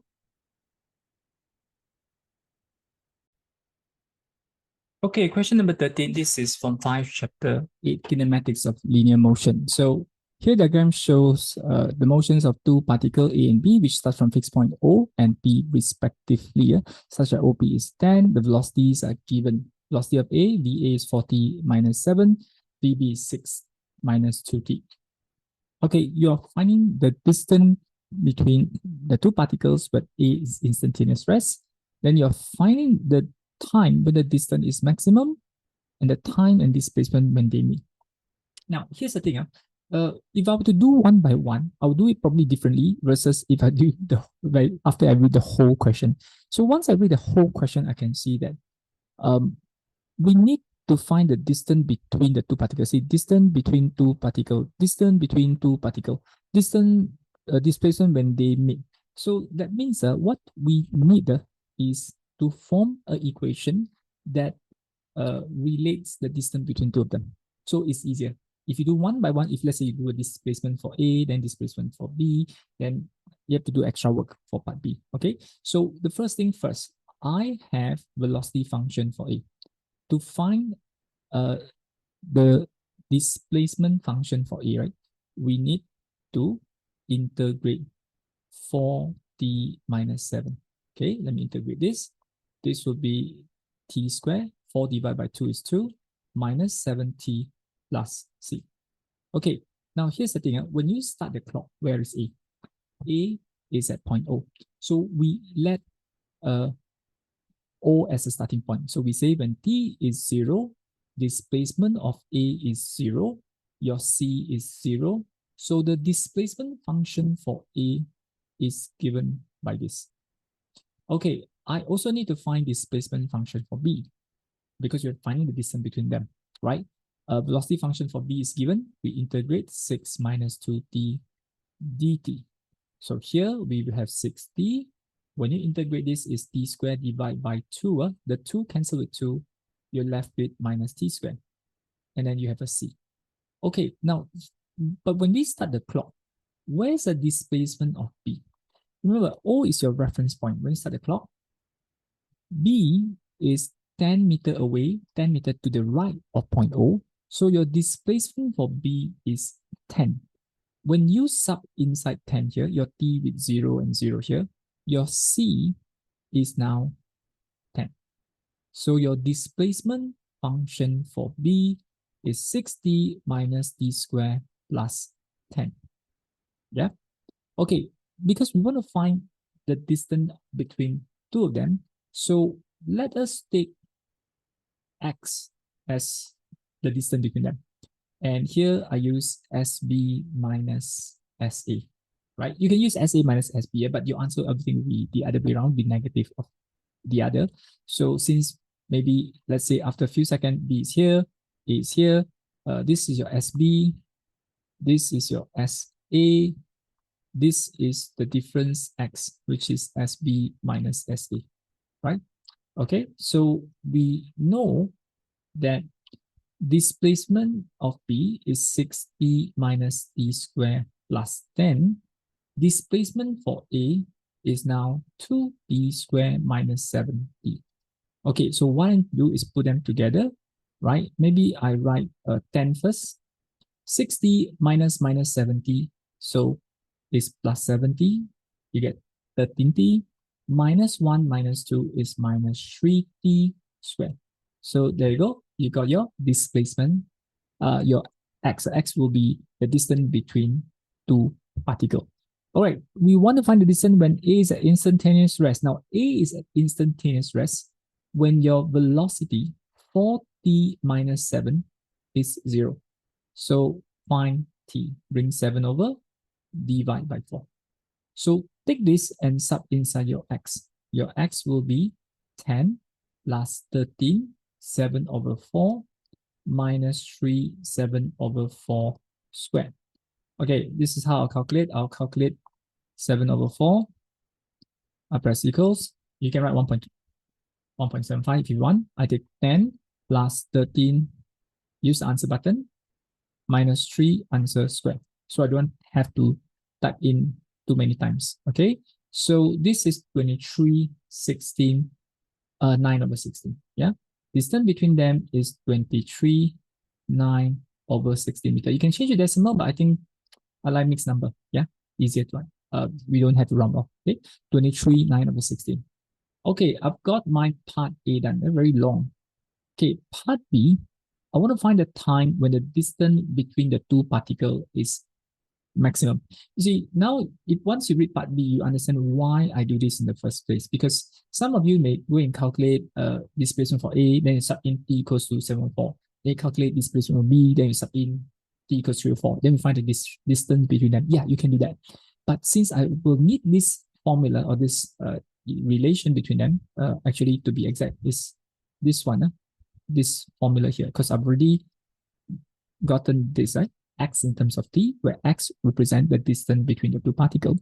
So I can use this formula and differentiate it, because when you differentiate it, you can find minimum or maximum x value. Yeah, we want the distance between them to be maximum. Okay, so let's differentiate dx dt. So when you differentiate this, you get 13 minus 6d, right? 13 minus 6d. Now we know maximum minimum happens when dx dt is 0. Let us solve for t. My t is 13 over 6. Yeah, not a nice number at all. So you want to take this. Okay, they say find the time. Oh, I'm already done. I found the time when the distance is maximum. Now, you want, you can change to improper, this improper fraction to mixed number if you want. You can write 2 1 over 6, right? 2 1 over 6, but it's okay to leave as 13 over 6. This is the time in second where the distance between them is maximum. Okay, then find the time and displacement when the two particles meet. Okay, again, this formula comes in handy because this formula represents the distance between them. When they meet, the distance between them should be 0. So we write 10 plus 13t minus 3t squared. We let it be 0. We rearrange it. Okay. Let's double bracket, factorize them. 3t, t. Okay, I need to look at what is the factor here. All right. 3 times 10, 30, 30 and 1, 15 and 2, 10 and 3. Because this is negative, I need to take the difference. I need to take 15 minus 2. I can't take 10 plus 3. If I take 10 plus 3, this sign here will be a plus, right? So I take 15 and 2. 15 will be a minus, 2 will be a plus. So it's a minus and plus here. Now we know time is always more than 0. We take t equals to 5. Okay, next I want to find the time, the displacement when they meet, all right? So to find the displacement, we sub in any one of them. We can sub in SA, can sub in SB. Since SA appear to be easier, we put inside your SA. This is 5 squared minus 7 times 5. So this is 5 squared, 25. 25 times 2 is 50. 50 minus 35. The displacement is 15 meters. So we can say that you're finding the displacement. Displacement is, whether you use SA, SB, because they're both measured from point O. Yeah, it's the same. Your displacement is also 15 meters. Okay, question number 14. This is Form 4, Chapter 9, solution of triangle. So here we have a quadrilateral. We call it a cyclic quadrilateral. Yeah, A, B, C, D that lies inside a circle. Well, the measurements are all given here. You're supposed to find the length of AC. Remember, when you're given length of two sides and an angle in between, we call this angle between as included angle. So we have to use cosine rule. Okay, when you use cosine rule, we write AC squared equals, the other two sides are 8 and 14.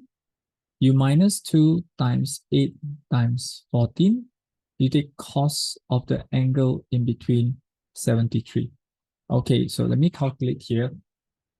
8 squared plus 14 squared minus 2 times 8 times 14 times cos 73. Okay, so whatever you get, square root answer equals 13.95. Yeah, 13.95. All significant figure will do. Yeah, so that is good enough. Okay, and remember to do it directly. Don't go and write one by one. Some people go and calculate one by one and then they round off, then the answer is not accurate. So just use your calculator, do it in 2 steps. Formula, answer, right?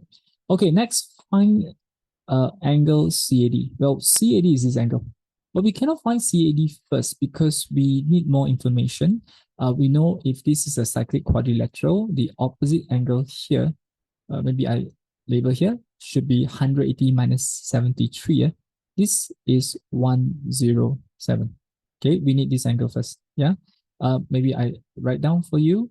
The angle ADC is 180 minus 73, which is 107.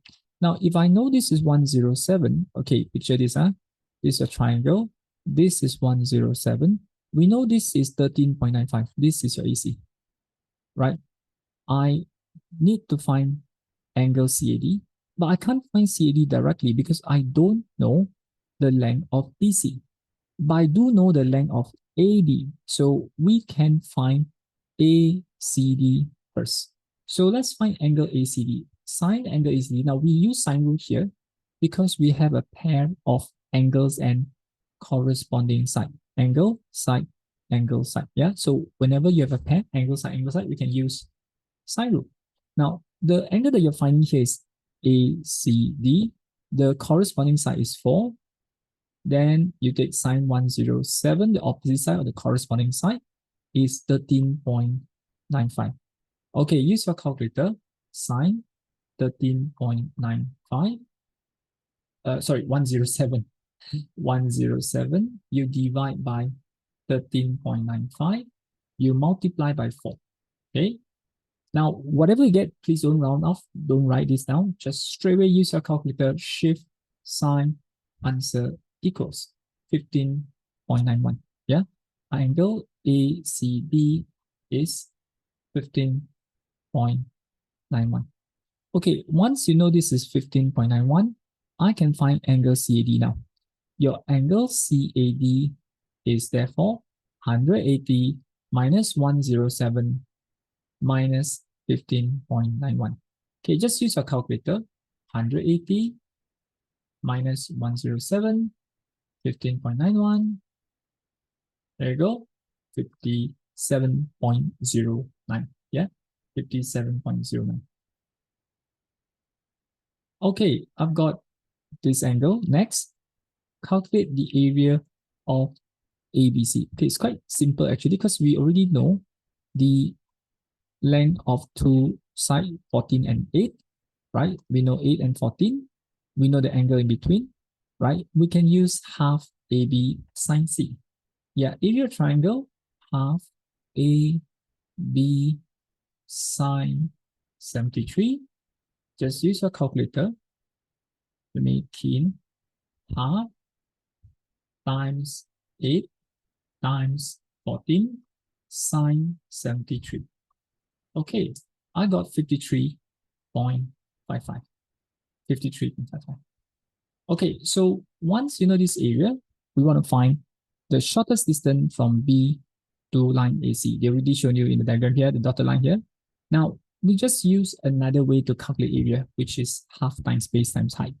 Yeah, we know the length of your base. Your base is AC, which is 13.95, right? Your height, let's call it H.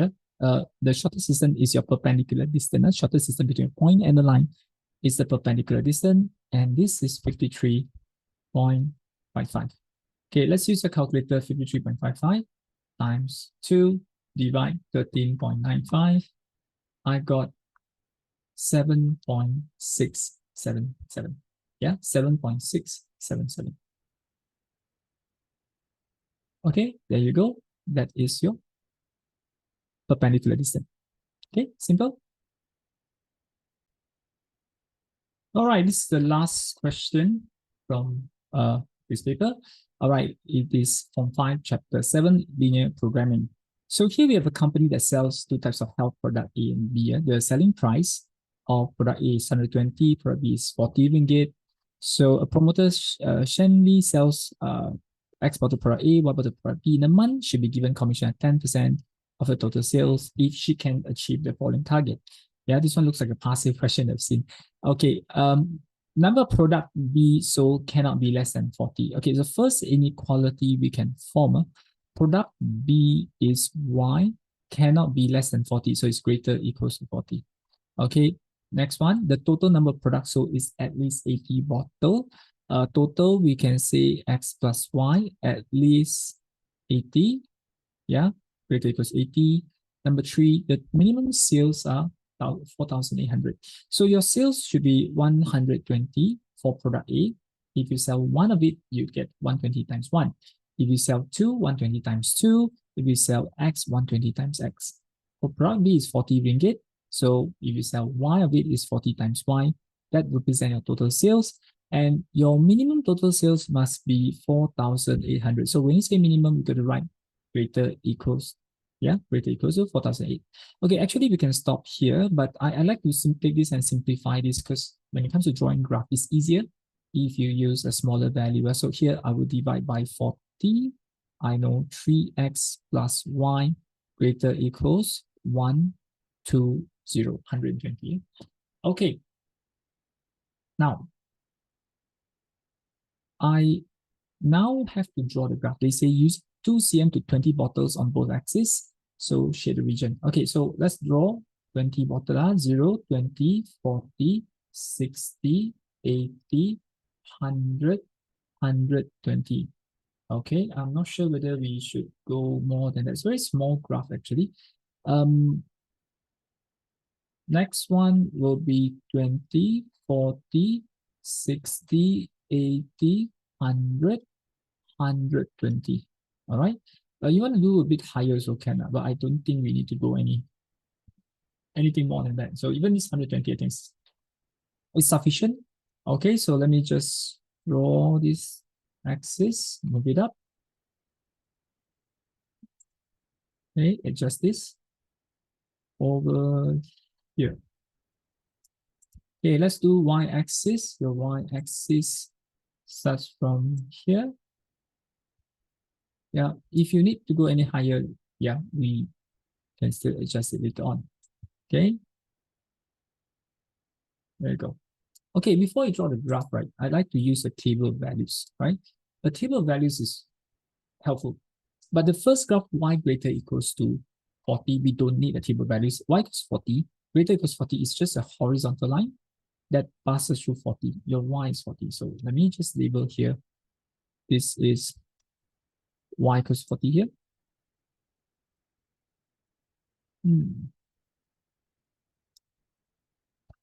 May have to zoom in, hard to see. Yeah, it's a bit higher. This is a bit higher. This one here, y equals 40, okay? So here you go, y equals 40. Okay, the second equation will be x plus y equals 80. Now, x plus y equals 80, let me build a table of values here, x plus y equals 80, right? We normally use x equals 0 and y equals 0, because these two represent the x and y intercept. When the x is 0, your y is 80. When your y is 0, x is also 80. So we know it passes through both 80, 80. Yeah, 80, 80, very small graph. Yeah, over here, let's just adjust this. This 80 should be over here, right? Okay, so this is x plus y. X plus y equals 80. Okay, the third graph is 3x plus y equals 120. So 3x plus y equals 120. So let's use x equals 0. Your y is 120. Y equals 0. 120 divided by 3 is 40. So it's 0, 120, 40, 0. 0, 120, 40, 0. Something like this. I have to adjust it. 40 is here, must pass through 40 here. This one must pass through 120 here.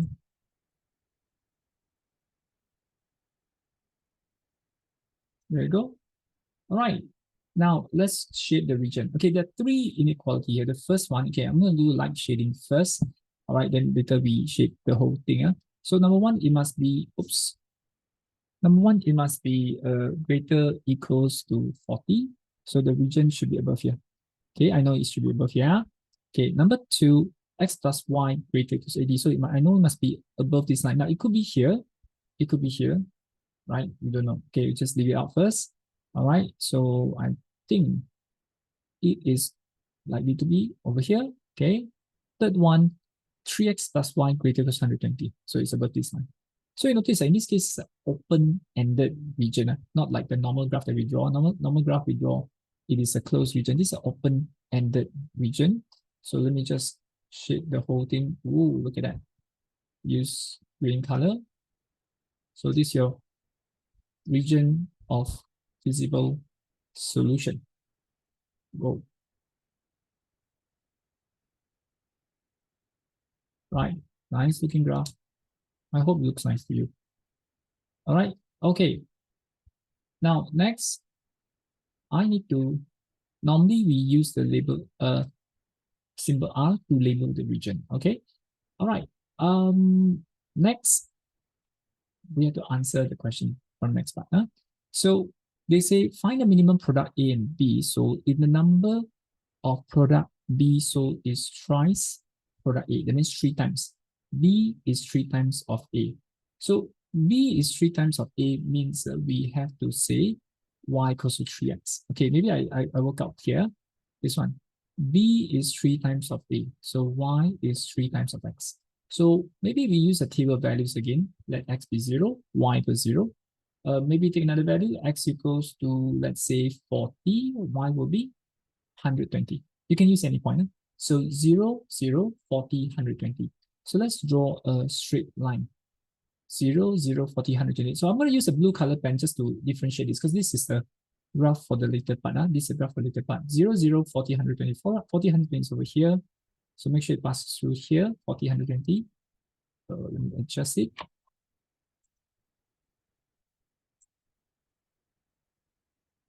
Around here, yeah.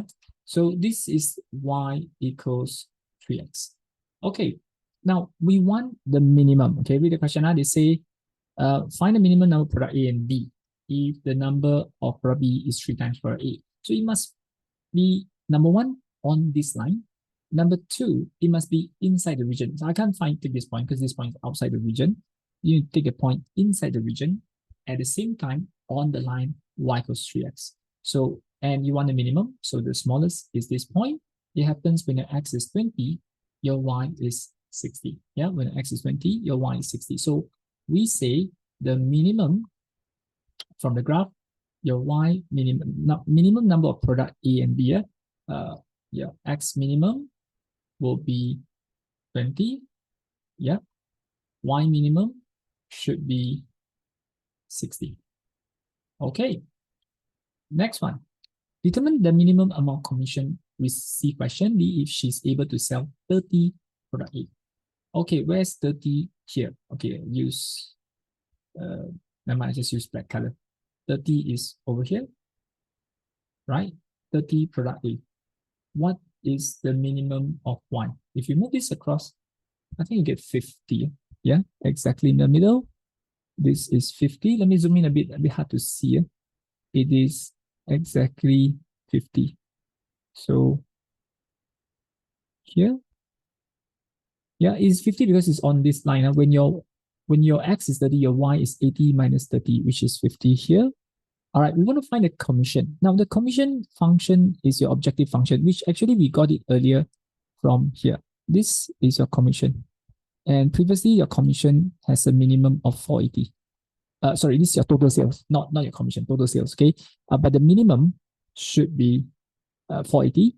So we need to find out when your X is 30, your Y is 50, right? So we know the coordinate must be, let me write here, 30 and 50, right? 30 and 50. We sub inside your objective function. Your objective function is 120. You times X, which is 30. Your Y is now 50. Let's count. So 120 times 30. And then 40 times 50. This is your total sales, 5,600. Now remember, she received a commission of 10%. Where is it? 10% from the total sales, right? So we say your commission that she received will be 10% or 10 over 100 of 5,600. That means she gets a commission of 560 ringgit. All right. Okay, we are done with the discussion of this paper. So I hope you learned a lot in the process. Yep. And I hope you enjoyed watching the video. I'll see you in the next one. Thank you.